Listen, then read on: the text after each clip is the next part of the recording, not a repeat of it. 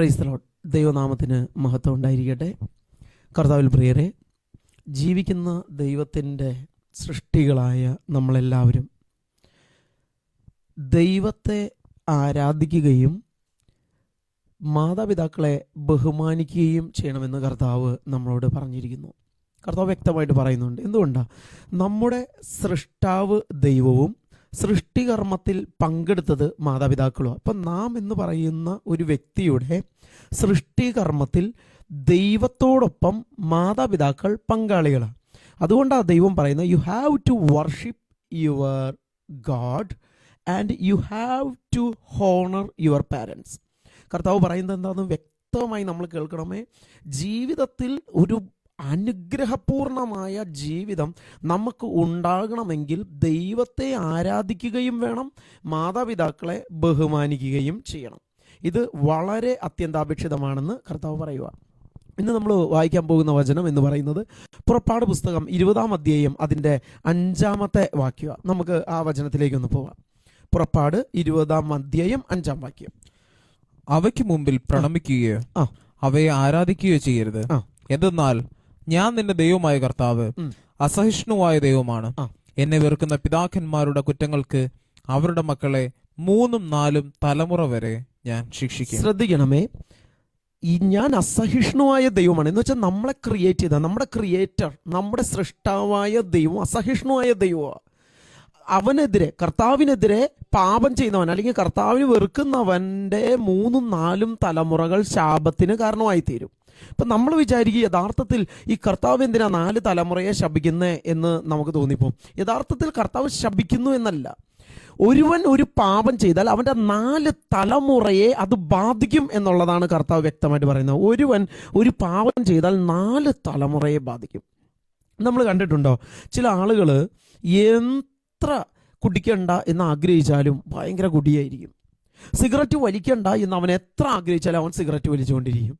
അപ്പോൾ നാട്ടിലുള്ളവരൊക്കെ പറയും, സുഹൃത്തുക്കളോ അയൽക്കാരൊക്കെ പറയും, കണ്ടോ ആ ചെറുക്കൻ്റെ അപ്പൻ മുതുകുടിയനായിരുന്നു, ദേ മോനും അതുപോലെ തന്നെ കുടിച്ച് നടക്കുന്നു, ദേ അവൻ്റെ അപ്പൻ വെറും തോന്നിവാസം കാണിച്ച് ജീവിച്ച അതുപോലെ തന്നെ ഒരു മോൻ അല്ലെങ്കിൽ ഒരു മോൾ എന്ന് നമ്മൾ പറഞ്ഞു കേട്ടിട്ടില്ലേ? നമ്മുടെ നാട്ടിലൊക്കെ നമ്മൾ പറഞ്ഞു കേട്ടിട്ടില്ലേ, അപ്പനെ പോലെ തന്നെയാണ് മോൻ എന്ന്. പക്ഷേ ആ മകൻ്റെ അടുക്കൽ ചെന്നിട്ട് നമ്മൾ ചോദിക്കുകയാണ്, എടാ എന്തിനാടാ നീ കുടിക്കണേ എന്ന് ചോദിച്ചാൽ ഒരു പക്ഷേ അവന് കുടി നിർത്തണം എന്ന ആഗ്രഹം ഉണ്ടാവും, അല്ലെങ്കിൽ അവൻ ഈ സിഗരറ്റ് വലി നിർത്തണം എന്ന ആഗ്രഹമുണ്ട്. അവർക്കിതൊന്നും പറ്റാത്തതാണ്. അപ്പോൾ എന്താ അവർക്കത് പറ്റാത്തത്? എന്തുകൊണ്ടാണ്? ചില ആളുകൾ എത്രമാത്രം അധ്വാനിച്ചാലും ഒരു ഗതിയും പിടിക്കില്ല. നമ്മൾ കണ്ടിട്ടില്ലേ, ചില ആളുകളുണ്ട് നമ്മുടെ നാട്ടിലൊക്കെ, നമ്മൾ നോക്കിയാൽ കാണാൻ പറ്റും. എന്താണെന്നറിയോ? ഒരുപാട് കഷ്ടപ്പെടുന്നുണ്ടാവും. അയാൾ പബ്ലിക്കലി നോക്കുമ്പോൾ, നാട്ടിൽ നോക്കുമ്പോൾ ഒരു പാവ മനുഷ്യനായിരിക്കും, ആർക്കും വലിയ ഉപദ്രവം ചെയ്ത ആളൊന്നും ആയിരിക്കില്ല. പക്ഷേ അയാൾ ഒരു വിധത്തിലും ഗതി പിടിക്കില്ല. എന്തോരം പ്രവർത്തികൾ ചെയ്താലും ഒരിക്കലും ഉയരാതെ കിടക്കും. നാട്ടുകാർ മുഴുവൻ പറയുന്നുണ്ടാവും, ഓ എന്തൊരു ഗതികെട്ട ചെറുക്കന, അത് എന്തോരം കഷ്ടപ്പെട്ടാലും അതിനൊരു നന്മയില്ലല്ലോ. പാവം തോന്നിപ്പോവും.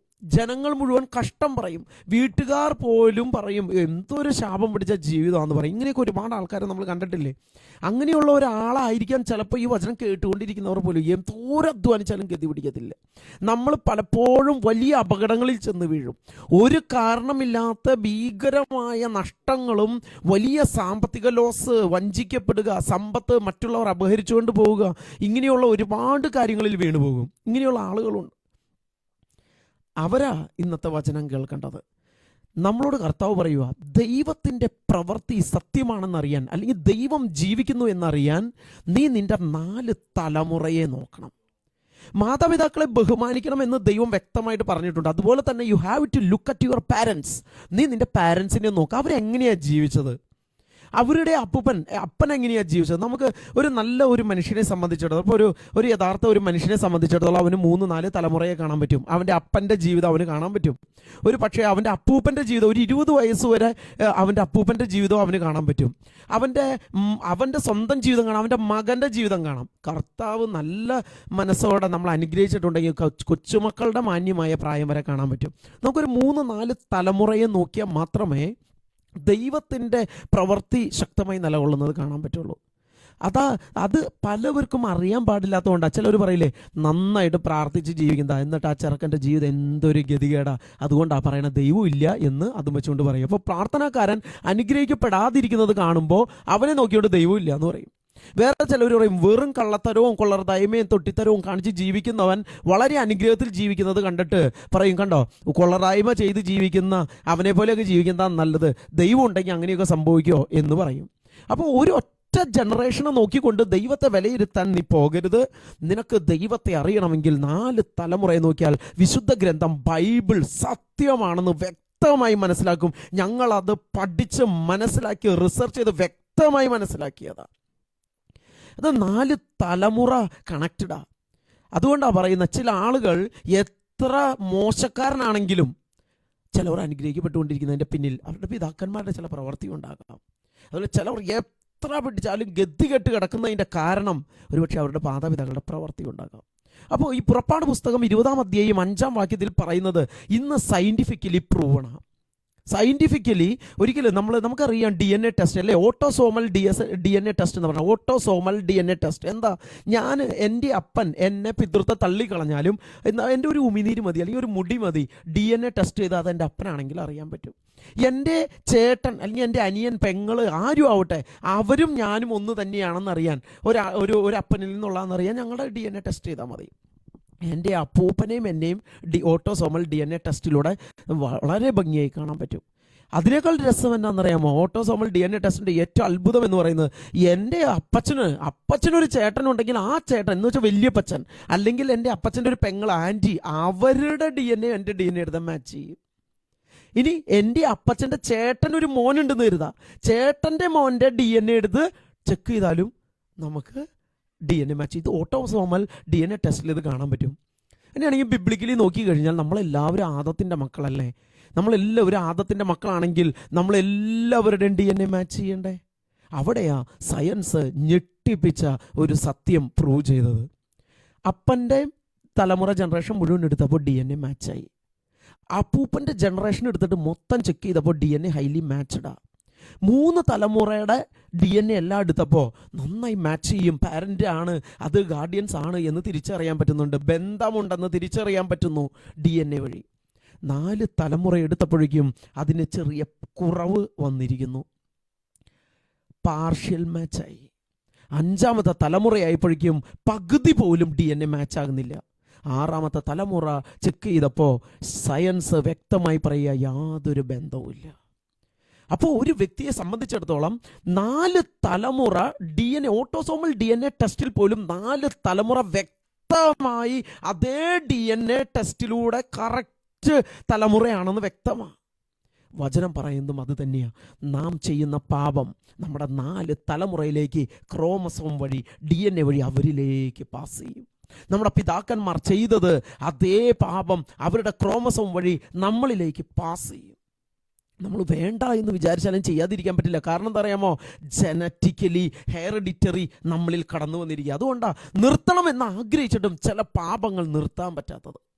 എത്ര കൺട്രോൾ ചെയ്യണം, ഒട്ടും ഇഷ്ടപ്പെടാത്ത പ്രവർത്തികൾ പോലും ചെയ്യുന്ന ആളുകളുണ്ടാവും ഇതിനകത്ത്. അവർ അത് വീണ് പോകുന്നത്, അത് ചെയ്തു പോകുന്നത് ആഗ്രഹിക്കാഞ്ഞിട്ട് പോലും ചെയ്യുന്നതിൻ്റെ കാരണം അതാണ്.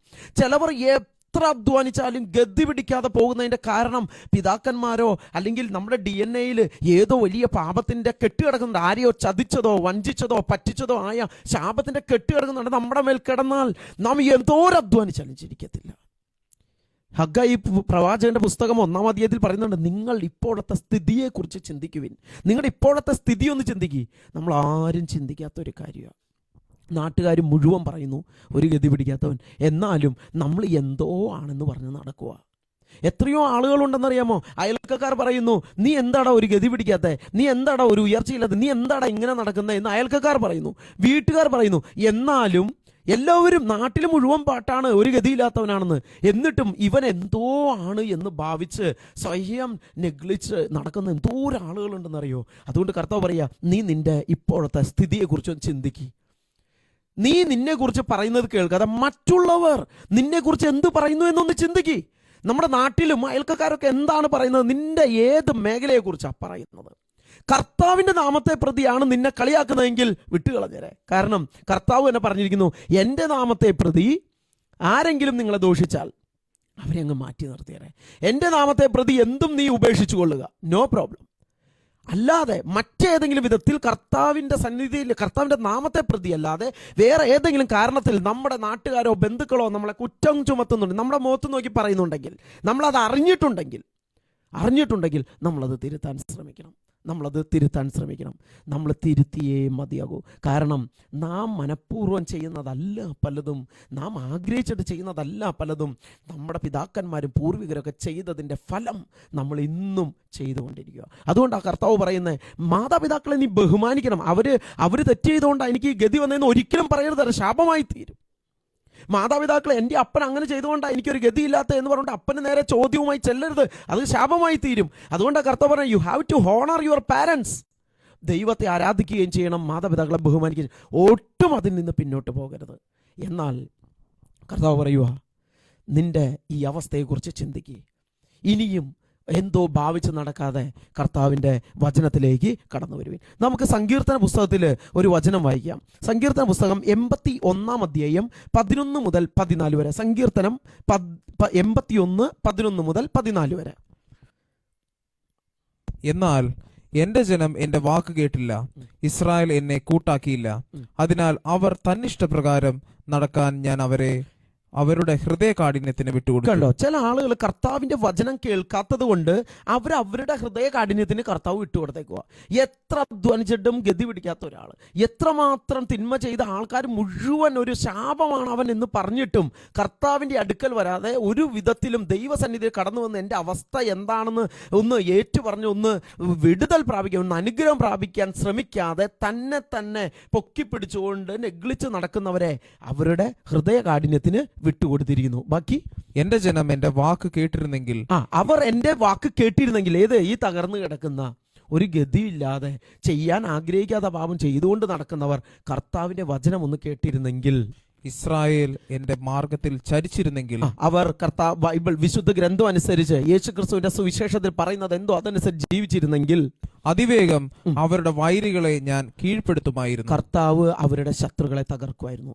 അവരുടെ ഉയർച്ചയെ തടയുന്ന സാത്താന്റെ ശക്തികൾ, അവരുടെ ജീവിതത്തെ പാപം ചെയ്യിച്ച് അന്ധകാരത്തിലാക്കിക്കൊണ്ടിരിക്കുന്ന തിന്മയുടെ ഒരു ശക്തിയുണ്ട്. ഒരു ഇൻവിസിബിൾ വേൾഡ് ഉണ്ട്. ദൈവമുണ്ട് എന്ന് പറയുന്ന പോലെ തന്നെ ഒരു ഇൻവിസിബിൾ അദൃശ്യ ശക്തിയുണ്ട്, പൈശാചിക ശക്തിയുണ്ട്. അതിനെ കർത്താവ് തകർത്ത് കളഞ്ഞേനെ, നിന്നെ ഉയർത്തിയെടുത്തേനെ.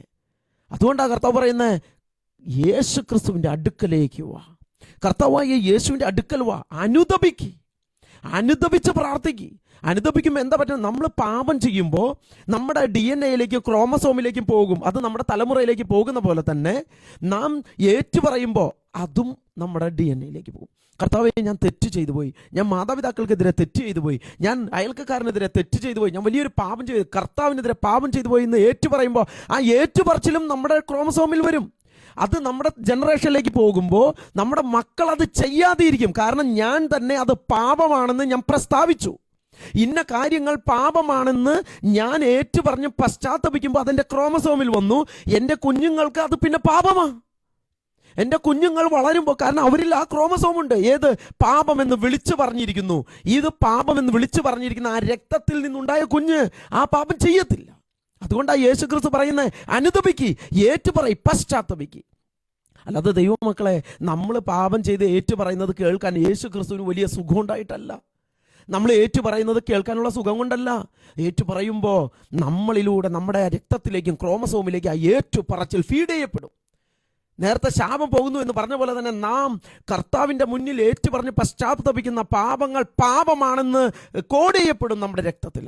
അത് നമ്മുടെ മക്കൾ ഒരിക്കലും ചെയ്യുകയുമില്ല.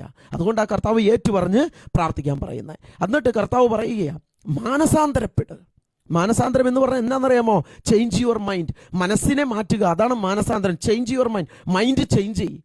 ഇനി ഞാൻ എന്തോ ആണ് എന്ന് ഭാവിച്ച് നടക്കാതെ യേശു ക്രിസ്തുവിന്റെ അടുക്കലേക്ക് വാ, കർത്താവിന്റെ വചനത്തിലേക്ക് വാ. You need A mentor. നിനക്കൊരു മെന്റർ വേണം. രാജാക്കന്മാർക്കും പ്രധാനമന്ത്രിമാർക്കും ഉണ്ട് മെന്റേഴ്സ്. നിനക്ക് ഏത് മെന്ററാണ് ഉള്ളത്? ഒരു മെന്റർ വേണമെന്നേ. ഹോളി സ്പിരിറ്റിൽ വചനത്താൽ നിന്നെ ഉപദേശിക്കുന്ന ഒരു മെന്റർ നിനക്ക് വേണം. അങ്ങനെ നീ മുന്നോട്ട് പോയാൽ നിന്റെ ജീവിതം ഉറപ്പായും അനുഗ്രഹത്തിൻ്റെ പടവുകൾ ചവിട്ടാൻ തുടങ്ങും. കർത്താവ് വ്യക്തമായിട്ട് പറയുകയാണ്, ഈ ക്രോമസോമിൽ നിന്നും ഈ പാരമ്പര്യമായ ശാപത്തിൽ നിന്നും അഴിഞ്ഞു മാറാൻ കർത്താവ് ഒരു വചനം പറയുക. നമുക്കത് വായിക്കാം. യോഹന്നാന്റെ സുവിശേഷത്തിലാണ് അത് പറയുന്ന. യോഹന്നാന്റെ സുവിശേഷം 1-ാം അധ്യായത്തിൽ 10 മുതൽ 13 വരെയുള്ള വാക്യത്തിൽ പറയുക, നമ്മുടെ മേലുള്ള ഈ പിതാക്കന്മാരിലൂടെയും ക്രോമസോമിന്റെ രക്തത്തിലൂടെയൊക്കെ കടന്നു വന്ന് നമ്മളെ തകർത്തുകൊണ്ടിരിക്കുന്ന ഈ അന്ധകാരത്തിന് രക്ഷപ്പെടാൻ കർത്താവ് നമ്മളോട് പറയുന്ന ഒരു സുവിശേഷം നമുക്ക് കേൾക്കാം. വായിക്കാം. അവൻ ലോകത്തിലായിരുന്നു, യേശു ലോകത്തിലായിരുന്നു, ലോകം അവനിലൂടെ സൃഷ്ടിക്കപ്പെട്ടു, ലോകം യേശു ക്രിസ്തുവിലൂടെ സൃഷ്ടിക്കപ്പെട്ടു, എങ്കിലും ലോകം അവനെ അറിഞ്ഞില്ല. മനുഷ്യരാരും ലോകം ഒന്നും ക്രിസ്തുവിനെ അറിഞ്ഞില്ല. അവൻ സ്വജനത്തിന്റെ അടുത്തേക്ക് വന്നു, എന്നാൽ അവർ അവനെ സ്വീകരിച്ചില്ല. അനേകം ആളുകൾ യേശു ക്രിസ്തുവിനെ സ്വീകരിച്ചിട്ടില്ല. ഇന്നും ക്രിസ്ത്യാനിയായി ജനിച്ചവൻ പോലും യേശു ക്രിസ്തുവിനെ സ്വീകരിച്ചിട്ടില്ല. ഒരു ഫേസ്ബുക്കിൽ ഒരു അപ്ഡേഷൻ കൊടുത്തേ, അതിനകത്ത് ഏറ്റവും കൂടുതൽ തെറി വിളിക്കുന്നത് ഈ ക്രിസ്ത്യാനിയെ കളിക്കും. അത്രമാത്രം ക്രിസ്ത്യാനി എന്ന പേരിൽ ജനിച്ചവൻ യേശുവിനെതിരെയാ സംസാരിക്കുന്നത്. യേശു ക്രിസ്തുവിനെ സ്വീകരിച്ചിട്ട് പോലുമില്ല. ബാക്കി തന്നെ സ്വീകരിച്ചവർക്കെല്ലാം, യേശുവിനെ സ്വീകരിച്ചവർക്കെല്ലാം എന്ന് വെച്ചാൽ കർത്താവിന്റെ സുവിശേഷം സ്വീകരിച്ചു, വചനമനുസരിച്ച് ജീവിക്കുന്നു, കർത്താവ് എന്ത് ബൈബിളിൽ പറഞ്ഞു അതുപോലെ ജീവിതം നയിക്കുന്നവനെ, തന്റെ നാമത്തിൽ വിശ്വസിക്കുന്നവർക്കെല്ലാം ദൈവമക്കളാകാൻ അവൻ കഴിവ് നൽകി. കർത്താവിന്റെ മകനാകാൻ, ദൈവത്തിന്റെ മകനാകാൻ കഴിവ് നൽകിയിരിക്കുന്നു. ആര്? മനുഷ്യരുടെ ജന്മത്തിൽ ജീവിക്കുന്നവരുടെ രക്തത്തിൽ നിന്ന് നമ്മൾ ജനിച്ചത് കൊണ്ടാണ് നമ്മുടെ മേല് ഈ പ്രശ്നങ്ങൾ നിൽക്കുന്നത്. നാം ഇനി എന്ത് ചെയ്യണം?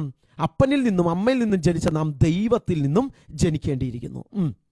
അവർ ജനിച്ചത് രക്തത്തിൽ നിന്നോ ശാരീരിക അഭിലാഷത്തിൽ നിന്നോ പുരുഷന്റെ ഇച്ഛയിൽ നിന്നോ അല്ല. നോക്ക്, രക്തത്തിൽ നിന്നല്ല എന്ന് വെച്ചാൽ ക്രോമസോമിലൂടെ വന്നത് അവിടെ തീർന്നു, രക്തത്തിൽ നിന്ന് വന്നത് അവിടെ തീർന്നു. പുരുഷന്റെ ഇച്ഛയിൽ നിന്ന് വന്നത് എന്ന് വെച്ച് കഴിഞ്ഞാൽ മാതാപിതാക്കളുടെ ഇഷ്ടത്തിൽ നിന്നുമാണ് നമ്മൾ ജനിച്ചെന്നുണ്ടെങ്കിൽ അത് അവിടെ തീർന്നു. എല്ലാം അവിടെ തീരുക എപ്പോ? യേശു ക്രിസ്തുവിനെയും അവന്റെ സുവിശേഷത്തെയും ഹൃദയത്തിൽ ഏറ്റെടുത്ത് രക്ഷകനായി നാം എപ്പോൾ എടുക്കുന്നുവോ അപ്പം മുതൽ നാം ജനിച്ചത് ദൈവത്തിൽ നിന്നാണ്. പിന്നെ പിതാക്കന്മാരുടെയോ മാതാപിതാക്കളുടെയോ പാപങ്ങളൊന്നും നമ്മളെ യേശുകയില്ല. അതുകൊണ്ടാണ് കർത്താവ് പറഞ്ഞത്, നിക്കോദെമോസേ, വീണ്ടും ജനിക്കുന്നില്ല എങ്കിൽ നീ ദൈവരാജ്യത്തിൽ പ്രവേശിക്കുകയില്ല. അതിമനോഹരമായ ഒരു ജീവിതം, സമൃദ്ധമായ ഒരു ജീവിതം, നിത്യജീവൻ, ഇതെല്ലാം നിനക്ക് ലഭിക്കണമെങ്കിൽ you have to born again. നീ വീണ്ടും ജനിക്കണം. എങ്ങനെയാ ജനിക്കണം? ആത്മാവിലും സത്യത്തിലും. യേശുക്രിസ്തുവിന്റെ വചനത്തിലേക്ക് കടന്നു വന്ന് അനുദപിച്ച് പശ്ചാത്തപിച്ച് നീ കർത്താവിന്റെ മുന്നിൽ ഉറപ്പോടെ നിൽക്കുമെങ്കിൽ അനുഗ്രഹപൂർണമായ ജീവിതം നൽകും. 100 സാക്ഷ്യങ്ങളുണ്ട് ഞങ്ങളുടെ ജീവിതത്തിൽ. 100 സാക്ഷ്യങ്ങൾ ഞങ്ങളുടെ ജീവിതം. തകർന്ന് തരിപ്പണമായി കിടക്കുന്ന, പാപത്തിന്റെ ആധിപത്യത്തിൽ അന്ധകാരത്തിൽ കിടന്ന എത്രയോ സാക്ഷ്യങ്ങളാണ് ഞങ്ങളുടെ ജീവിതത്തിൽ. അതുകൊണ്ട് കർത്താവിൽ പ്രിയരെ, ഇന്ന് ഈ വചനം കേൾക്കുന്ന ദൈവമക്കളെ, നമ്മുടെ എന്തോ ആണെന്നുള്ളതൊക്കെ നിർത്തി തകർന്ന് കിടക്കുന്നവൻ, പാപത്തിൽ ജീവിക്കുന്നവൻ, അന്ധകാരത്തിൽ പോയിരിക്കുന്നവരെ കർത്താവ് നിന്നെ വിളിക്കുക. വചനത്തിലേക്ക് വാ. വചനം നിന്നെ മാറ്റിയെടുക്കും. സത്യം നീ അറിയേ, സത്യം നിന്നെ സ്വതന്ത്രനാക്കും. അനുഗ്രഹം കൊണ്ട് നിന്റെ ജീവിതം മാറ്റിമറിക്കും. ലോകം മുഴുവൻ നിന്നെ കുറ്റം പറയുന്നത്, കളിയാക്കുന്നത്, താത്തിക്കെട്ടുന്നത്, ഒന്നുമല്ലാത്തവനെന്ന് പുച്ഛിച്ചു പറയുന്നത് നീ കേൾക്കാതെ നടക്കാതെ കേൾക്കണം. നീ അങ്ങനെയാണ് എന്നുള്ള സത്യം നീ തിരിച്ചറിയണം. എന്നിട്ട് അതിൽ നിന്ന് മാറി ചിന്തിക്കണം. You need A change. കർത്താവായ യേശു ക്രിസ്തു നിന്നെ മാറ്റും, നിന്നെ അനുഗ്രഹിക്കും, ഉയർത്തും. ഉറപ്പോടെ കർത്താവിൻ്റെ വചനം പറയുക, വചനത്തിന് മാറ്റമില്ല. നീ കർത്താവായ യേശു ക്രിസ്തുവിൽ കടന്നു വന്ന് അവനെ രക്ഷകനും നാഥനുമായി സ്വീകരിച്ച് അതനുസരിച്ച് ജീവിച്ചാൽ ദൈവമക്കളെ അനുഗ്രഹങ്ങൾ കൊണ്ട് നിറഞ്ഞു കവിയും. ഞങ്ങൾ 100 സാക്ഷ്യങ്ങൾ കാണുന്നു. ഞങ്ങൾ തന്നെയും ക്രിസ്തുവിന് സാക്ഷികളാണ്. ദൈവം നിങ്ങളെ എല്ലാവരെയും അനുഗ്രഹിക്കട്ടെ. God bless you all.